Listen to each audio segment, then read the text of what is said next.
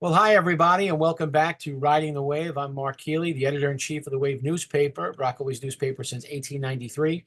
Joining us today is Michael O'Reilly, who is running for New York State Senate against the incumbent James Sanders Jr.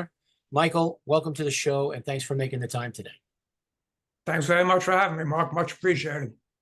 Look, my first question is, because you decided a while ago to run for this office. You declared your candidacy, I think, pretty, almost, about a year ago, right? I mean, you were very interested in running for this office. Why did you decide to run? Well, honestly, I wouldn't say I was interested. I just felt the need to run because our current senator just isn't doing anything for us, Mark.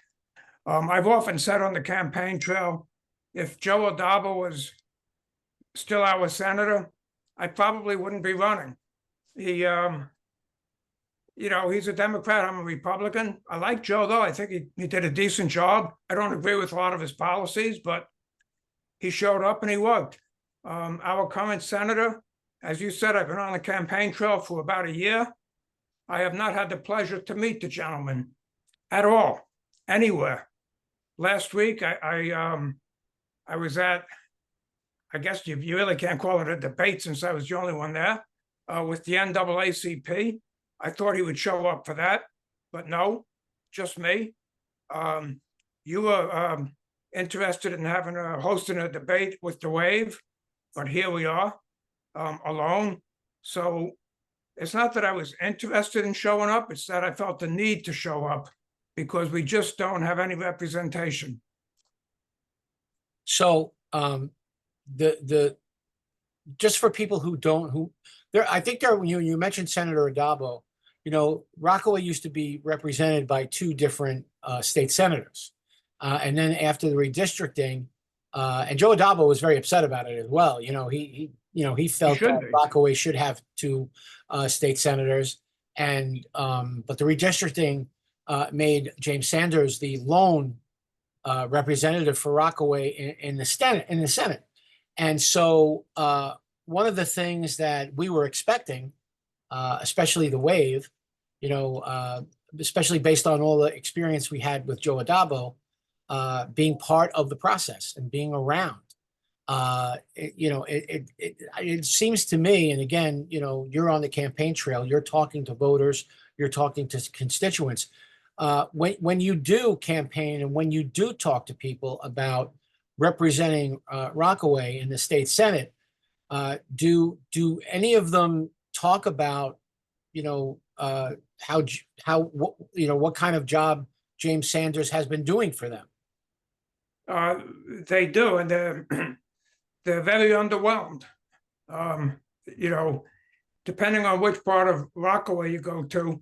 The western end of Rockaway has, they have no time for him whatsoever. He doesn't show up at all. But interestingly enough, the eastern end of Rockaway does not like him at all either. And I was surprised to find that out. He just does nothing for them whatsoever in terms of community service, in terms of helping with issues in terms of community safety, any of the issues that are going on. He's just not there for them. We had a constituent, a longtime Wave reader, someone who is a constituent of James Sanders, reach out to us recently. And the gentleman, I won't use his name, but the gentleman reached out to me and was, really concerned about Rockaway's banking desert. And, because I always answer truthfully, I said, well, if you have a problem with Rockaway's banking desert, you should reach out to, State Senator James Sanders, because he's on, I believe he's the chair of the banking committee. I believe he's very, very involved, or at least talks about being involved with trying to improve the banking, situation here in Rockaway. And the person told me, well, I don't hear anything. and I'm not getting any kind of feedback or any kind of I'm not seeing anything getting done on that particular issue, which he said is a very, very important issue. So I said to him, well, you realize that there's another candidate that's running for state senate this time around. And I gave him your name and I gave him your number. I don't know if this person ever reached out to you. I'm sure people have, especially after a couple of the op-eds that you wrote for the Wave, which is, really important. When somebody like that who has voted for Sanders time and time again admits to me that that particular issue, which is supposed to be one of James Sanders' core issues as he runs for a re-election, what's your response to that? And what have you heard from voters about that banking desert issue? Well, I'm hoping that the voters take themselves off of the autopilot of just voting down party lines and look at, vote for the individual rather than the party. That's what I'm hoping happens. And that particular issue is most egregious. Senator Sanders is not just a member of the New York State Banking Commission, he's the chairman of the New York State Banking Commission. So the fact that all of these brick and mortar banks left under his watch, he has no one else to point the finger to but himself. They left under his watch.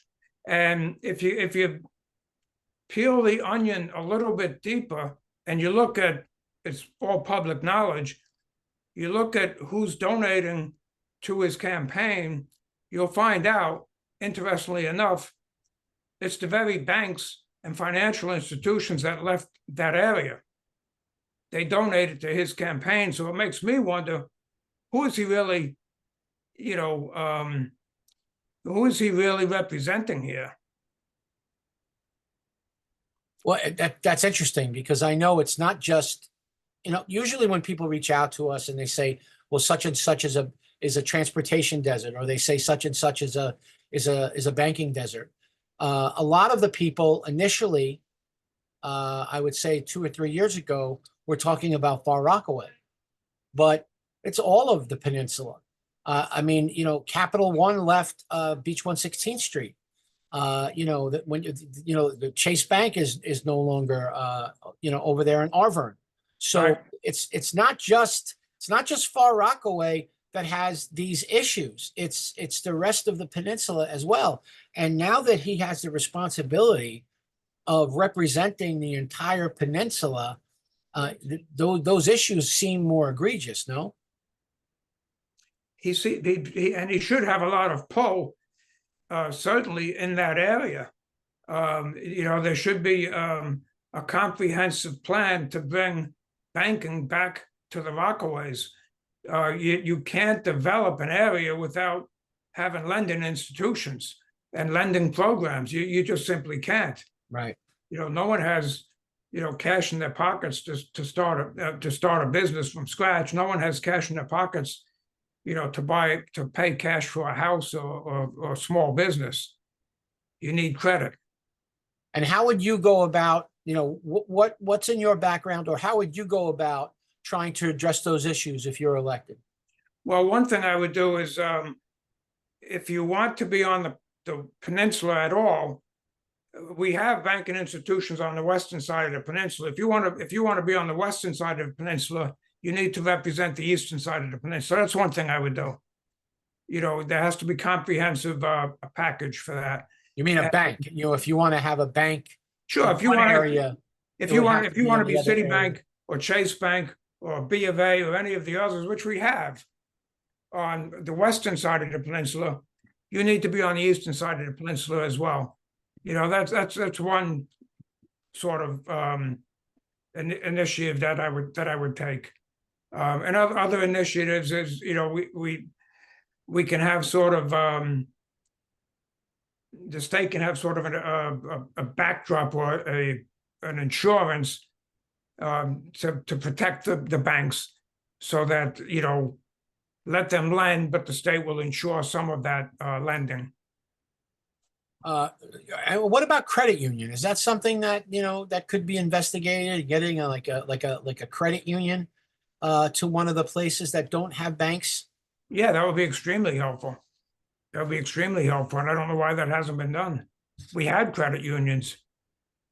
Another thing that came across my desk just recently. We had been doing a couple of different stories about some of the newer developments that are going up, and that the borough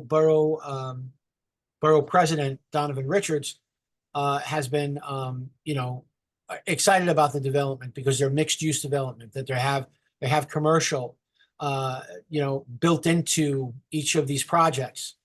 And people have been reaching out to me, as I said, to come across my desk, that why aren't banks being lured, or why aren't banks being a key thing? Because that, when you think about it, if you're going to have a mixed use building in an area that doesn't have a bank, wouldn't that be like number one priority? If you were elected to the state Senate, how could you affect that change when that's technically a city issue as opposed to a state issue? How could you, Michael O'Reilly, as state senator, make sure that those needs of your constituents are being met? State funds could be allocated, as well as city funds, but state funds could be allocated to make sure that those ends are met. It doesn't have to be just city funds. State funds can also contribute, at least partially, to make sure that those mixed use buildings, come to fruition. Michael, what's the biggest challenge for you to challenge an incumbent? And let's be honest about a few things here. As I wrote in my editorial a few weeks ago, Sanders has never really run against anyone that's had a shot. Right. And what I mean by that is that now it's Peninsula wide. And as we saw with the Joanne Ariola election, the Western End or Uptown played a huge role in her election, and because it was Peninsula wide. And when I think about this, basically we're in a new undiscovered country, with Rockaway only having one state senator. So do you expect to benefit from that, especially with the presidential election and larger voter turnout? Do you think that you have a much better shot because of that? Or do you think it's really about you as a candidate? No, I think I have a much better shot because of that, but also because I'm running in conjunction with Paul King for Congress and Tom Sullivan for State Assembly. We're working, very closely together. I've often said that 1 + 1 + 1 does not equal 3. I think the fact that I'm working with them is extremely helpful. They're working very, very hard. And I think we benefit each other in that sense. And then, of course, the presidential election, I could be biased. I am biased, but I think former President Trump is making incredible headway in this area in New York City. So I think all of that is helpful. Okay, so one of you reacted to it right away. The only credit I'll give Senator Sanders with the debate issue is that at least he answered right away that he would not be taking part in the debate. Like he didn't like let it last for a month or two without someone from his staff getting in touch with us. Like we knew right away that he wasn't interested in taking part in the debate. I wasn't really surprised, but and I said this then, I say it now, and your comments were one of the ones I used for the editorial, is that this is the party that talks about the democracy, right? that the Republicans or Donald Trump or any Republican is a threat to democracy. Yet, in one of the most important aspects or exercises of democracy is debate.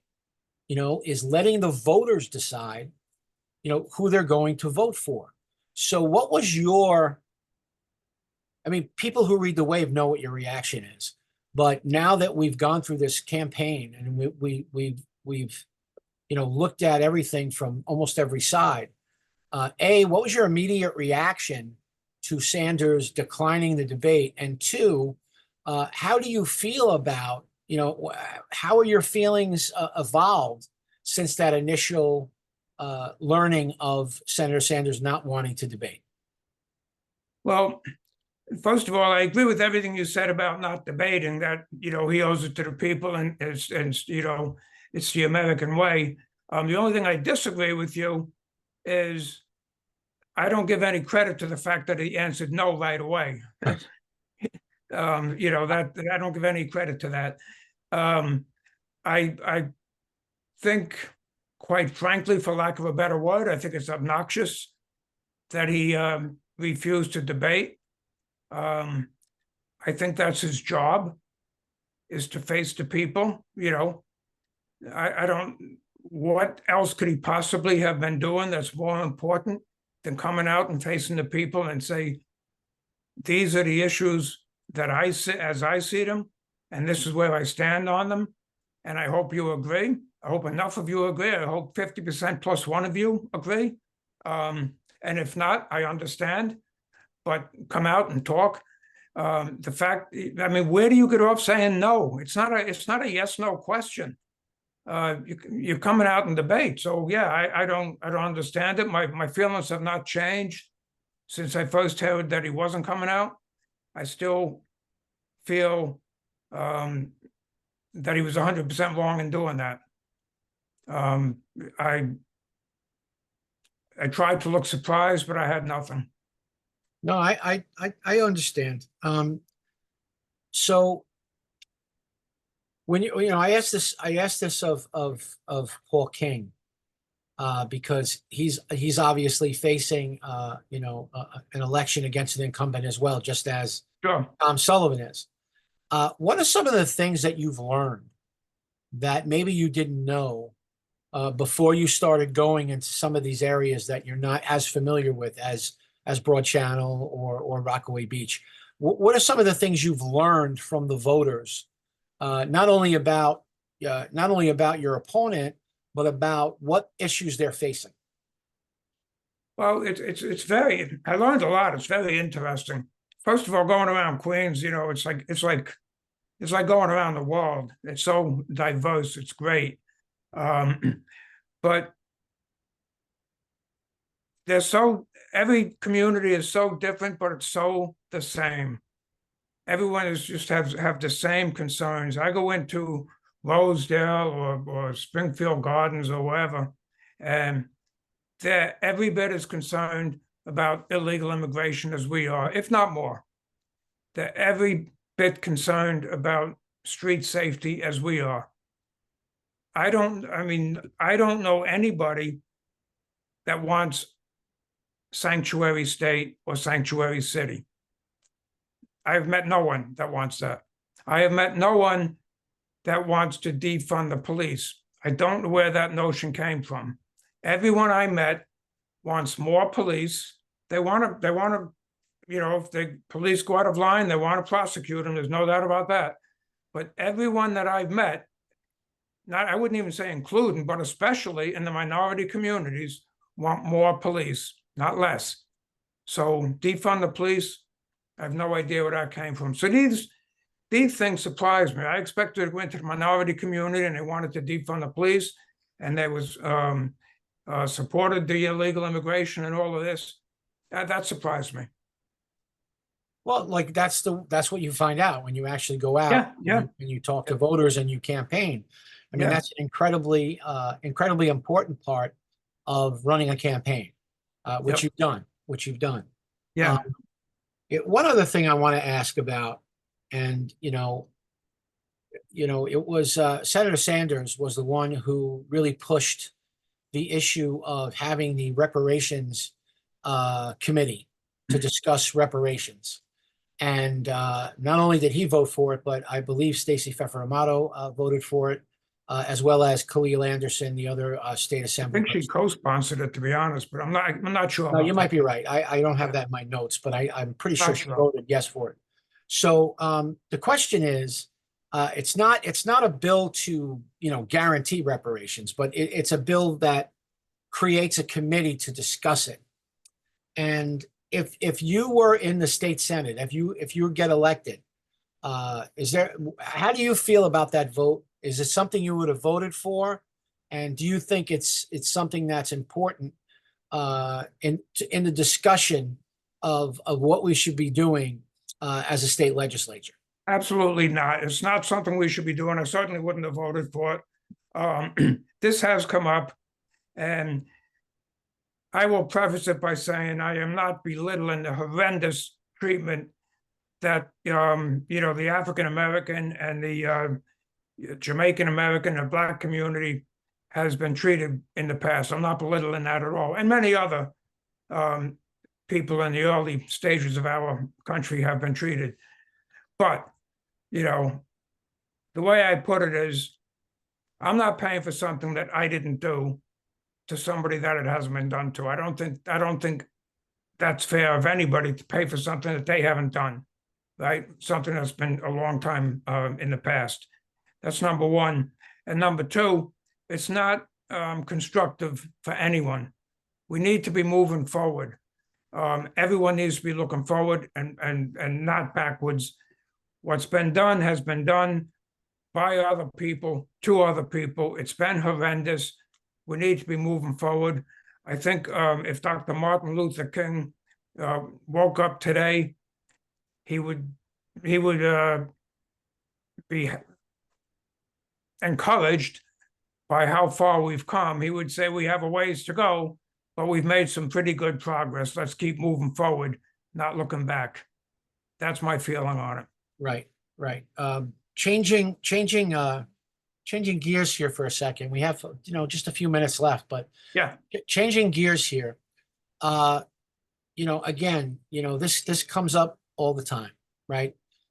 You're a state senator, so a lot of the questions should be, I say should be directed from a state viewpoint, but a lot of times you probably don't. A lot of times you probably get New York City based questions, or Rockaway only questions. Sure.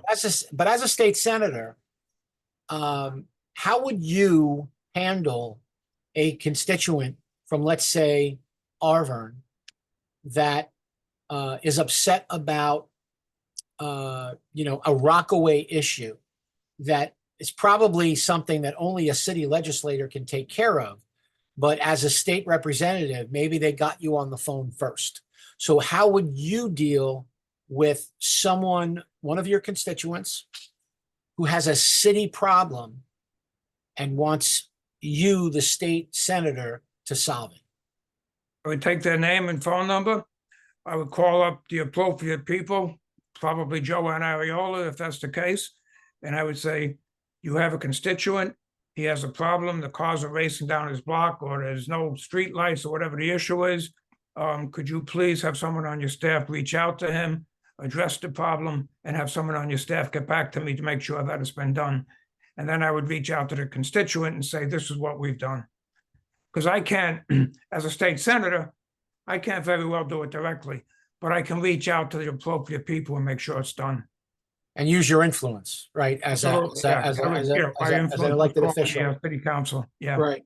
So let's talk about Broad Channel, Sure. a place that's close and near and dear to your heart, right? Minute now. Yeah.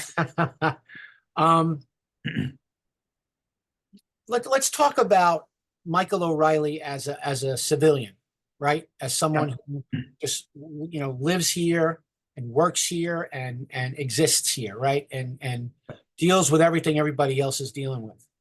How many elected officials have you seen in Broad Channel addressing things?